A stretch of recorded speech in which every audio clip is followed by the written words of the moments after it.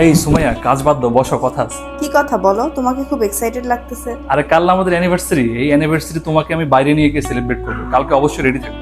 আচ্ছা, আমি তো ভাবছিলাম প্রতিবারের মতো এবারেও ভুলে যাবা। আরে না।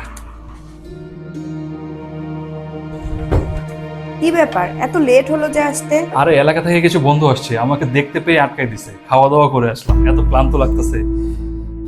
এই সুমাইয়া, তুমি রেডি হও, তোমাকে তোমার বাবার বাসায় নিয়ে যাবো আজকে। সত্যি? কতদিন আব্বু আম্মুকে দেখি না, আব্বু আম্মুরও ভালো লাগবে আমাকে দেখলে। আমি এখনই রেডি হচ্ছি। এক মিনিট, আমার একটা কল আসছে।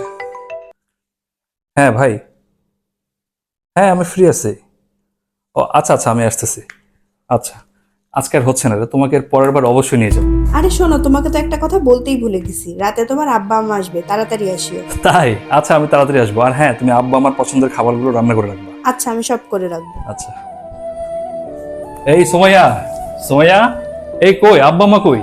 আব্বা আম্মা আসবে না তো আজকে, আমি তোমাকে মিথ্যা বলছিলাম। তুমি কি পাগল হয়ে গেছো নাকি? আমি সারাদিন আশা করেছিলাম যে সন্ধ্যার পরে এসে আব্বা আমার সঙ্গে দেখা করব, একসঙ্গে বসে গল্প করব। কি হলো, চুপ হয়ে গেলা কেন? সরি সুমাইয়া, আমি বুঝতে পারছি তুমি আমার সঙ্গে কেন এরকম করছো। এরপর থেকে তোমাকে আর আমি মিথ্যা ওয়াদা করবো না।